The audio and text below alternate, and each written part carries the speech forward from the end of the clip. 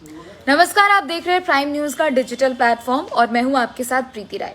आज के इस लाइव सेशन में हम बात करने वाले उत्तर प्रदेश के 2 सीटों पर जो कि उपचुनाव का ऐलान कर दिया जा चुका है। चुनाव आयोग की तरफ से इन 2 सीटों पर चुनाव का ऐलान किया गया है। पहली सीट है रामपुर के स्वार से और साथ ही दूसरी सीट है मिर्जापुर के छानबे से।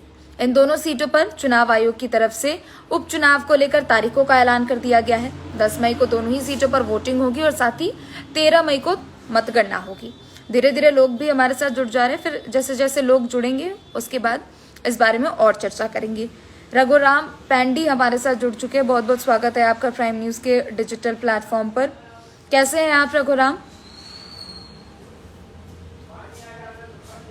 तो देखिए, चुनाव आयोग की तरफ से इन 2 सीटों पर तो चुनाव का ऐलान किया गया है और साथ ही साथ आज का दिन और इसलिए भी खास है कि चुनाव आयोग की तरफ से कर्नाटका विधानसभा चुनाव के लिए भी तारीखों का ऐलान किया गया। हालांकि कर्नाटका वो विधानसभा चुनाव है और यूपी के जिन 2 सीटों पर चुनाव का ऐलान किया गया है वो 2 उपचुनाव के लिए किया गया है। पहली सीट है स्वार से, जहां से अब्दुल्ला आजम विधायक थे। अब्दुल्ला आजम की सदस्यता रद्द कर दी गई है। अब्दुल्ला आजम की सदस्यता रद्द कर दी गई है 2 जन्म प्रमाण पत्र मामले में। 2017 का ये पूरा मामला है, जब 2017 में उत्तर प्रदेश में विधानसभा चुनाव हुए थे तो उस दौरान अब्दुल्ला आजम ने 2 जन्म प्रमाण पत्र बनवाए थे। अलग अलग सीटों से उसने चुनाव लड़ने के लिए बनवाए थे और साथ ही साथ जन्म प्रमाण पत्र मामले में जो date of birth Abdullah Azam का उसमें लिखा हुआ था वो दोनों में अलग अलग लिखा गया था, जिसके बाद एक बीजेपी के विधायक की तरफ से इस मामले में फिर एक पिटीशन फाइल की गई और उसके बाद हाईकोर्ट में जाकर इस पूरे मामले में सुनवाई हुई। और बीते महीने हम बात कर लेते हैं, जनवरी में अब्दुल्ला आजम की विधायकी ले ली गई और सदस्यता रद्द कर दी गई, विधायकी रद्द कर दी गई। वहीं दूसरी तरफ है मिर्जापुर के छानबे सीट पर उपचुनाव का ऐलान हुआ है। मिर्जापुर का जो छानबे सीट है वो दरअसल वहां से जो विधायक थे राहुल कोल, उनका दरअसल निधन हो गया था। निधन के बाद वो सीट खाली थी और उसके बाद लोग कयास लगा रहे थे, उम्मीद भी जता रहे थे कि कब आखिर इस पर उपचुनाव होंगे। देखिए, वो अपना दल से विधायक थे उस सीट पर, ऐसे में उनका निधन हो गया और उसके बाद कहीं ना कहीं लोगों में ये था, तारीखों को लेकर था कि कब तारीखों का ऐलान किया जाएगा और संशय काफी ज्यादा बना हुआ था। तो चुनाव आयोग की तरफ से उपचुनाव को लेकर ऐलान कर दिया गया। हालांकि उत्तर प्रदेश में अभी बीते साल भी 5 जगहों पर उपचुनाव हुए थे, जिनमें उपचुनाव की अगर हम बात कर लेते हैं तो मैनपुरी में उपचुनाव देखने को हमें मिला था। हालांकि वो लोकसभा का चुनाव था, क्योंकि आपको पता है कि मैनपुरी से जो समाजवादी पार्टी के दिवंगत नेता मुलायम सिंह यादव वहां से सांसद रहे, तो ऐसे में जब उनका निधन हो गया तो उसके बाद चुनाव आयोग की तरफ से उस सीट को लेकर वहां पे लोकसभा के उपचुनाव कराए गए थे। तो वहीं गोला विधानसभा पे भी उपचुनाव कराए गए थे। गोला विधानसभा पे उपचुनाव इसलिए कराए गए थे कि वहां से जो अरविंद गिरी थे, भाजपा के विधायक थे, उनका देहांत हो गया था, हार्ट अटैक से उनका देहांत हो गया। तो उसके बाद बीते साल वहां पर भी उपचुनाव किया गया। तो देखिए, विधानसभा चुनाव तो हो ही रहे हैं और साथ ही साथ उपचुनाव की तारीखों का ऐलान भी कर दिया गया। आज चुनाव आयोग की तरफ से प्रेस कॉन्फ्रेंस किया गया 2 चीजों को लेकर। एक, जैसा कि मैंने आपको बताया कि कर्नाटका विधानसभा चुनाव को लेकर चुनाव आयोग की तरफ से ये पीसी की गई। कर्नाटका विधानसभा चुनाव भी अब होने वाला है, हालांकि उनकी तारीखों का भी ऐलान किया गया। उनकी तारीखों का भी सेम ही है। 10 मई को कर्नाटका में विधानसभा के चुनाव की वोटिंग होने वाली है और साथ ही 13 मई को मतगणना की जाएगी, यानी उस दिन काउंटिंग होगी वोट्स की और उस दिन रिजल्ट्स आएगा। फिलहाल अभी वर्तमान में कर्नाटका में बीजेपी की सरकार है। तो वहीं दूसरी तरफ उत्तर प्रदेश के इन 2 जिन सीटों पर उपचुनाव का ऐलान किया गया है उनमें एक मिर्जापुर के छानबे पर है, जैसा कि मैंने आपको पहले ही बताया, और दूसरा है रामपुर से स्वार सीट से अब्दुल्ला आजम, जो कि आजम खां के बेटे हैं, वो विधायक थे वहां से। ये पूरा मामला 2017 लोकसभा चुनाव से जुड़ा हुआ, ये भी मैंने आपको बताया। लोकसभा चुनाव के दौरान अब्दुल्ला आजम की तरफ से 2 जन्म प्रमाण पत्र का मामला सामने आया था। 2 जन्म प्रमाण पत्र में उनके खिलाफ एक पिटीशन फाइल कर दी जाती है भाजपा के विधायक की तरफ से। तो अब इस पूरे मामले में कहीं ना कहीं उपचुनाव की तारीखों का ऐलान हो गया है। हालांकि ये चीजें जानना जरूरी है कि रामपुर का स्वार सीट, रामपुर से अभी हाल ही में अभी चुनाव हुए थे। रामपुर से जो कि विधायक पहले रहे थे आजम अभी उनका भी चुनाव हुआ था, उनकी भी सदस्यता रद्द कर दी गई थी। 2019 के मामले में सदस्यता रद्द कर दी गई थी। दरअसल 2019 के लोकसभा चुनाव के दौरान उन्होंने प्रधानमंत्री नरेंद्र मोदी को लेकर विवादित बयान दिया था, जिसके बाद इस पूरे मामले में सुनवाई हुई और उसके बाद अब उनकी संसदीय और उनकी सदस्यता छीन ली गई, रद्द कर दी गई।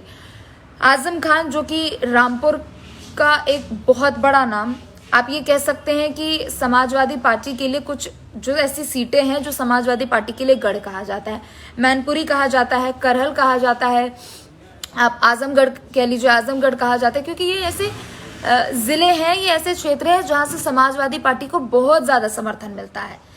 हालांकि अब तस्वीरें धीरे धीरे बदल रही है। रामपुर विधानसभा सीट पर जब अभी चुनाव हुए थे तो उस पर बीजेपी से आकाश सक्सेना को उम्मीदवार बनाया गया था। हालांकि उन्होंने जीत भी दर्ज की। रामपुर का जीत सपा के लिए और साथ ही साथ बीजेपी के लिए, दोनों के लिए अहम इसलिए रहा क्योंकि आप समझ जाइए कि पिछले 10 सालों से अगर कोई वहां पर विधायक रहा है तो मतलब माफ कीजिएगा 10 बार से अगर कोई वहां विधायक रहा है, यानी आप 5-5 साल का अगर कार्यकाल ले लेते तो 40 साल से ज्यादा का समय, जो कि रामपुर में आजम खान की वहां पर एक अच्छा खासा वोट बैंक था, एक अच्छा खासा समर्थन मिलता था आजम खान को वहां से। ऐसे में जब आजम खान की सदस्यता वहां से गई तो रामपुर के लिए एक बहुत बड़ा झटका भी मिला। अब अब्दुल्ला आजम, जो कि आजम खान के बेटे हैं, स्वार सीट से वो विधायक थे, अब उनकी सदस्यता चली गई। तो ऐसे में जब वहां पे चुनाव लड़ा जाएगा तो कहीं ना कहीं चीजें ये भी देखना होगा कि क्या जिस तरीके से जनता ने रामपुर के विधानसभा उपचुनाव में वोट देकर भाजपा को विजयी बनाए, तो क्या ये चीजें अब यहाँ भी देखने को मिलेगी। धीरे धीरे कर लोग भी हमारे साथ जुड़ते जा रहे हैं। विक्की बंसल भी जुड़ चुके हैं हमारे साथ। वेरी गुड आफ्टरनून आपको विक्की बंसल जी, आपको भी नमस्कार। दीदी जी, आपका prime time news channel free dish TV पर नहीं आता है।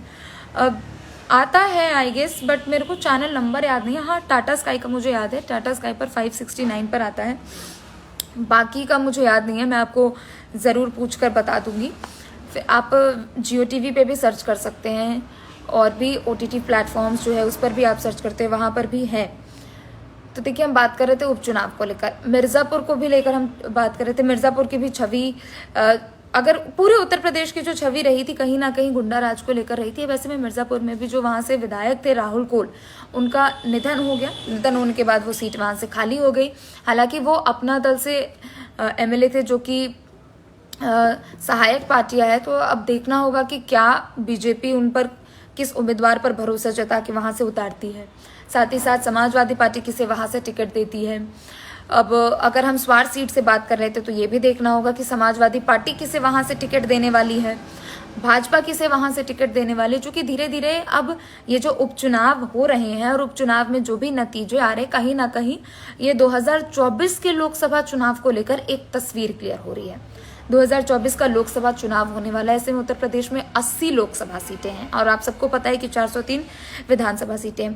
80 लोकसभा सीटें जो हैं उनमें से वर्तमान में अभी भारतीय जनता पार्टी के पास 66 सीटें हैं और 403 विधानसभा सीटों में अभी भारतीय जनता पार्टी के पास तकरीबन 270 के आसपास सीटें हैं। तो कहीं ना कहीं ये आंकड़े बहुत ज्यादा है। अगर ऐसे में उपचुनाव हो रहे हैं और अगर उसी तरीके से परिणाम देखने को मिलते हैं तो 2024 को लेकर जो तस्वीर है कहीं ना कहीं वो काफी ज्यादा क्लियर हो जाएगी। हालांकि बीजेपी की तरफ से अब तैयारियां शुरू कर दी जाएगी, क्योंकि अब चुनाव की तारीखों का ऐलान हो चुका है और बीजेपी ऐसी पार्टी है कि किसी भी चुनाव को छोटा नहीं मानती है। अगर बड़े से भी बड़ा चुनाव हो तो वो बड़े चुनाव के ही तौर पर उसे देखती है और अगर छोटे से छोटा भी चुनाव हो तो भी उसे बड़े चुनाव की कैटेगरी में देखती है। इसलिए कहा जाता है कि बीजेपी एक ऐसी पार्टी है कि वो कभी भी शांत नहीं बैठती है। एक चुनाव खत्म होता है तो दूसरे चुनाव की तैयारी में लग जाती है। अभी हाल ही में आप देखिए तो पिछले 6-7 महीनों का अगर आप ये पूरा चुनाव के मद्देनजर आप देखते हैं तो चुनाव की एक बहुत सारी सीटों पर उपचुनाव हुए हैं। अगर मैं गोला विधानसभा चुनाव की बात करती हूँ, उस पर भी चुनाव हुए, फिर उसके बाद मैनपुरी में चुनाव हुए, फिर उसके बाद रामपुर में चुनाव हुए, खतौली विधानसभा चुनाव हुए। तो कहीं ना कहीं ये चुनाव का जो डेट है वो लगातार एक पर एक चुनाव की हम कह सकते हैं कि लाइन बनी हुई है। तो बीजेपी ने उसी तरीके से अपनी तैयारियां भी पूरी कर ली। अभी साल के शुरुआत में नॉर्थ ईस्ट के 3 राज्यों में विधानसभा चुनाव हुए, वहां भी बीजेपी ने प्रचंड जीत हासिल की। तो कहीं ना कहीं बीजेपी अपनी उस तरीके से रणनीति बनाती है और हर चुनाव को देखते हुए जिम्मेदारियां लोगों को दे देती है, अपनी कार्यकर्ताओं को जिम्मेदारियां दे देती है। चूंकि अब देखिए उपचुनाव का ऐलान हो चुका है, तो अब शायद अब से थोड़ी ही देर में अब हमें ये भी खबरें सुनने को मिलेगी कि बीजेपी अब इन उपचुनावों को देखते हुए भी अपनी तैयारियों में लग चुकी है। तो 10 मई को वोटिंग होने वाली है दोनों ही सीटों पर और साथ ही 13 मई को काउंटिंग होने वाली है। अब ऐसे में देखना होगा कि किन पार्टियों की तरफ से क्या तैयारियां हैं और किन पार्टियों की तरफ से किस पर भरोसा जताकर उन्हें मैदान में उतारा जाता है। आप देखते रहिए प्राइम न्यूज। आज के लिए सिर्फ इतना ही। नमस्कार।